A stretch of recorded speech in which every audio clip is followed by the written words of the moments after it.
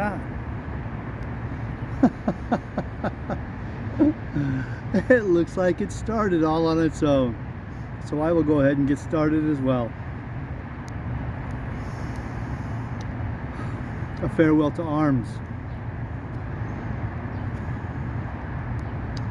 We are at book 4,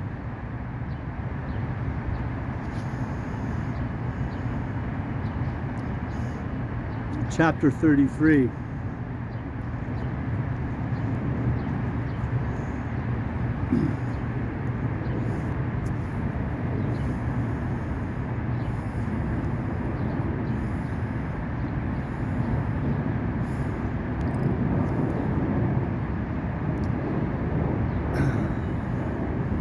I dropped off the train in Milan as it slowed to come into the station early in the morning before it was light. I crossed the track and came out between some buildings and down onto the street. A wine shop was open and I went in for some coffee.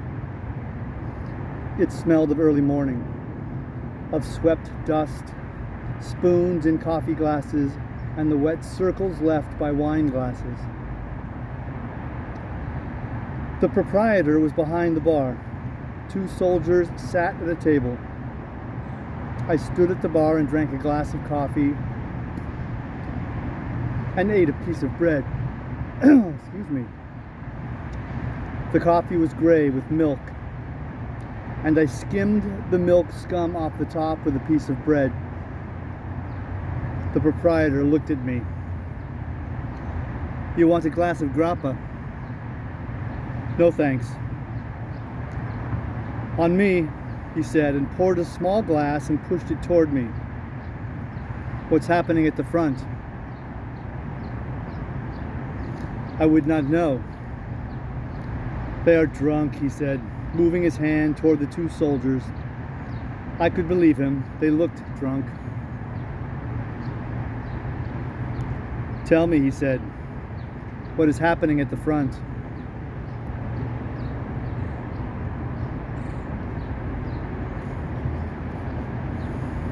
I would not know about the front. "I saw you come down the wall.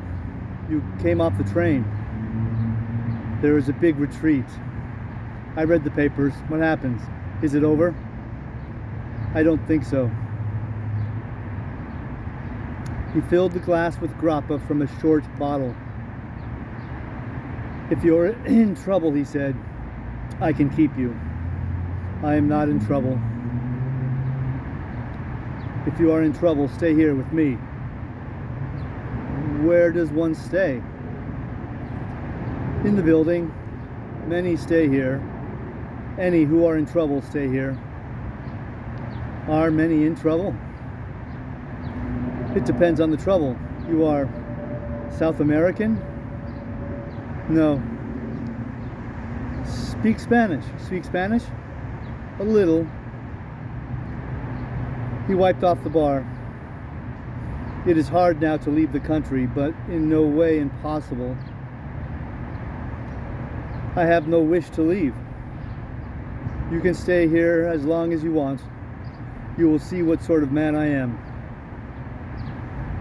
I have to go this morning, but I will remember the address to return." He shook his head. "You won't come back if you talk like that. I thought you were in real trouble."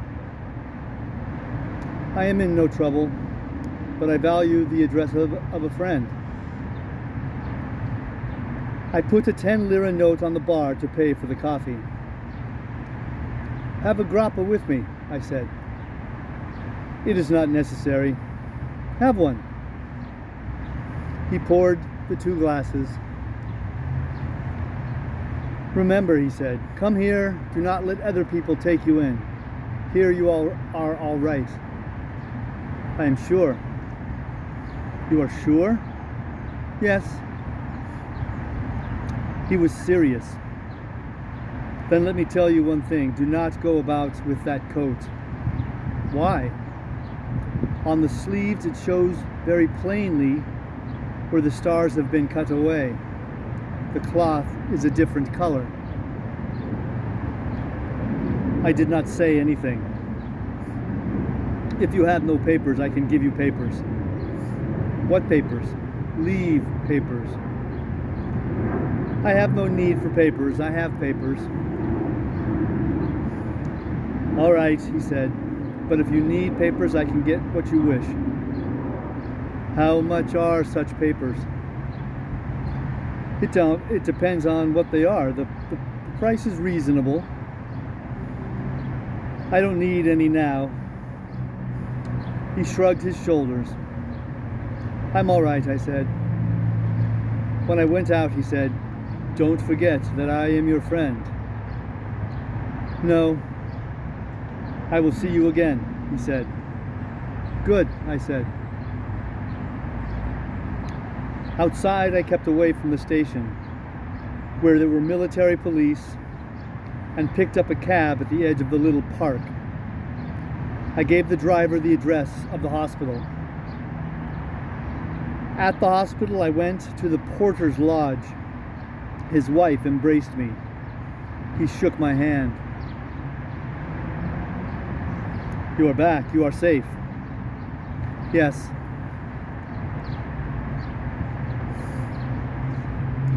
Have you had breakfast? Yes. How are you, Tenente? How are you? The wife asked. Not a very good wife voice, was that? Fine. Won't you have breakfast with us? No, thank you. Tell me, is Miss Barkley here at the hospital now? Miss Barkley? The English lady nurse. His girl, the wife said. She patted my arm and smiled. No, the porter said. She is away. My heart went down.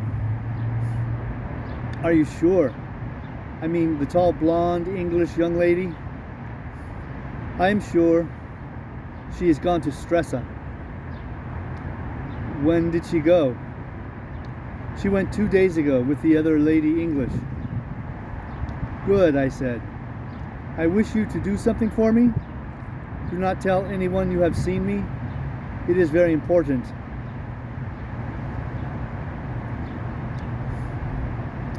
I won't tell anyone, the porter said.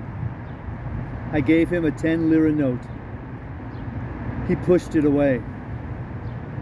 I promise you I will tell no one, he said. I don't want any money. What can we do for you, Signor Tenente? His wife asked. Only that, I said. We are dumb, the porter said. You will let me know anything I can do? Yes, I said. Goodbye, I will see you again. They stood in the door looking after me. I got into the cab and gave the driver the address of Simmons, one of the men I knew who was studying singing. Simmons lived a long way out in the town toward the Porta Magenta. He was still in bed and sleepy when I went to see him. You get up awfully early, Henry, he said. I came in on the early train. What's all this retreat? Were you at the front? Will you have a cigarette? They're in the box on the table. It was a big room with a bed beside the wall, a piano over on the far side, and a dresser and table. I sat on a chair by the bed. Simmons sat propped up by the pillows and smoked. I'm in a jam, Sim, I said. So am I, he said. I'm always in a jam. Won't you smoke? No, I said. What's the procedure in going to Switzerland? For you, the Italians wouldn't let you out of the country. Yes, I know that. But the Swiss, what will they do? They intern you. I know, but what's the mechanics of it? Nothing, it's very simple. You can go anywhere. I think you just have to report or something. Why, are you fleeing the police? Nothing definite yet. Don't tell me if you don't want, but it would be interesting to hear. Nothing happens here. I was a great flop at Piacenza. I'm awfully sorry. Oh yes, it went very badly. I sung well too. I'm going to try it again at the Lyrico here. I'd like to be there. You're awfully polite. You aren't in a bad mess, are you? I don't know. Don't tell me if you don't want. How do you happen to be away from the bloody front? I think I'm through with it. Good boy. I always knew you had some sense. Can I help you anyway? You're awfully busy. Oh, not a bit of it, my dear Henry. Not a bit of it. I'd be happy to do anything.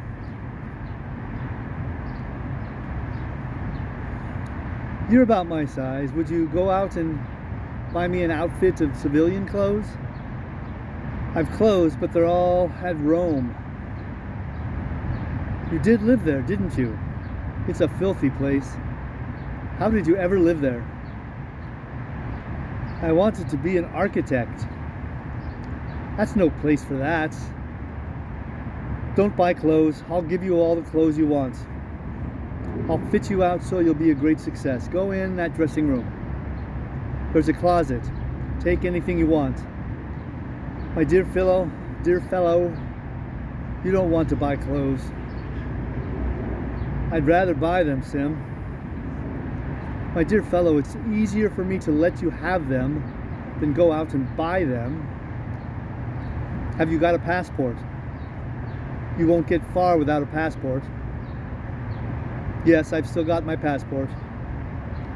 Then get dressed, my dear fellow, and off to old Helvetia. It's not that simple. I have to go up to Stresa first. Ideal, my dear fellow. You just row a boat across. If I wasn't trying to sing, I'd go with you. I'll go yet.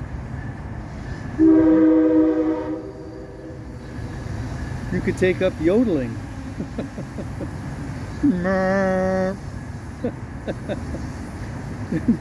My dear fellow, I'll take up yodeling yet. I really can sing though. That's the strange part. I'll bet you can sing. He lay back in bed, smoking a cigarette. Don't bet too much. But I can sing though. It's damned funny. But I can. I like to sing. Listen. He roared into Africana, his neck swelling, the veins standing out. I can sing, he said, whether they like it or not.